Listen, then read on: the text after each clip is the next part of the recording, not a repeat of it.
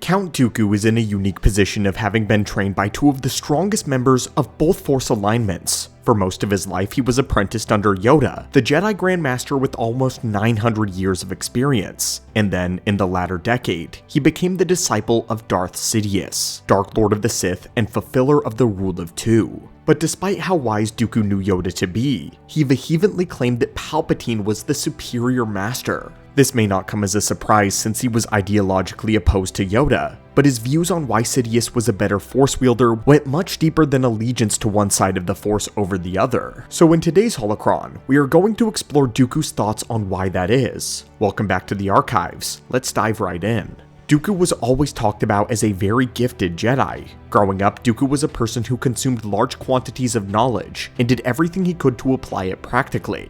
We don't actually have a lot of stories nor information about Dooku's training or his years with Yoda, but what we do know is that his hunger for knowledge was nurtured by the Jedi, and he spent a lot of time looking into a wide array of holocrons, whether the higher masters wanted him to or not. After leaving the Order though, Yoda acknowledged him as being the wisest and most learned Jedi student in the ways of the Force. When becoming a Sith, Tyrannus was introduced to a myriad of new abilities that took his skills to unheard of heights. In his own words, Sidious taught him powers that were beyond his wildest imaginations. Conjuring Force lightning was only the baseline, as he became familiar with rituals and magic, which he then used to his advantage in manipulating his allies for the war effort. In both of these lives, he observed closely the actions and approaches of both masters, Sidious and Yoda, and more than once, he noted that the two were quite similar in certain ways. Both had mastered the Force, but approached their mastery in very different ways. Yoda was reserved, restricted, in Dooku's eyes by Jedi dogma. Sidious, on the other hand, used the dark side to its fullest, making him appear more powerful. However, Dooku's appraisal of Yoda's power in comparison to that of Sidious has actually little to do with their combat skills. He saw through those surface level feats, and tested each of his masters by how they used their power to further their goals. And in this area, he found Yoda to be severely lacking. In Labyrinth of Evil, Dooku contemplates the Jedi's position in the war. They had grown arrogant and complacent with things the way that they were. They were acquiescent to the will of the Republic Senate rather than the will of the Force. In his words, the Council knew the currents of the Force were shifting, that the dark side was waxing. And so rather than ride those currents as a Jedi should, they attempted to contain them.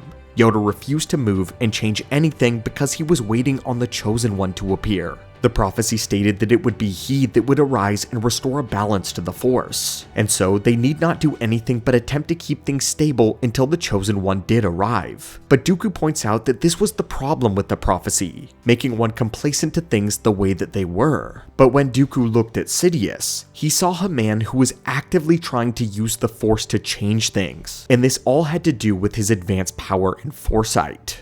We often talk about Sidious's powers and Force concealment, which was how he kept himself hidden from the Jedi so well. He was naturally talented in this art, to the point of being able to conceal his Force sensitivity without really thinking about it. This was what actually made it difficult for his master Plagueis to initially figure out Palpatine was Force sensitive at all. But he had another talent, one in which he was equally, if not far more proficient, and that is clairvoyance. It's really underplayed how overpowered Palpatine's future sight really is. He was able to use it far more accurately than even Yoda, and it wasn't simply due to the veil of the dark side being over Yoda and the Jedi's vision. It all had to do with how the two approached the Force in regard to peering into the future. And again, in the book Labyrinth of Evil, Sidious had seen a future and organized a trap for Anakin and Obi-Wan. Dooku was watching the two Jedi on a security camera, and was amazed at how they were following every step that Sidious had predicted. The book says this: once again, Darth Sidious had divined the actions they would take well in advance of their own deciding.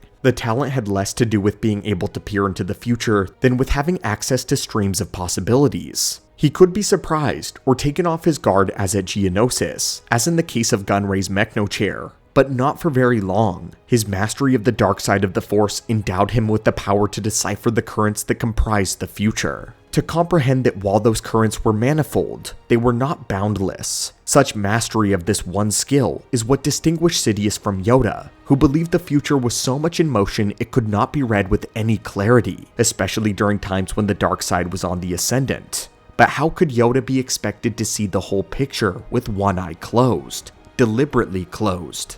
The Jedi accept as a matter of faith that embracing the dark side meant cutting themselves off from the light, when in fact the dark side opened one to the full range of the Force. There was, after all, only the Force. When Dooku speaks of having access to streams of possibilities, he's speaking of what the future looks like to a Force user. Long ago, Revan once explained that the Force doesn't show you a certain future, but one has many possible futures. It does this through cryptic visions and images which are meant for you to solve like a puzzle. One should then use those to inform their present actions. But because one can only see a single future out of the many possibilities, the Jedi believe that the future is perpetually transient. Trying to do things in the present to solve a single possible future could lead to dramatic results. And as such, they try not to place stock in visions due to the danger of one acting out of fear or out of selfishness. Though Yoda did often meditate, hoping to gain insight about the present, and if a vision of the future should present itself, he handled it with caution and with great care. Darth Sidious, however, is so adept at the ways of future sight that he doesn't have to wait for the Force to bestow upon him cryptic images of any single possibility. Rather, Sidious can manually pull back the curtains and behold a wide array of possible futures. He can then take a look at what actions will lead to what outcome.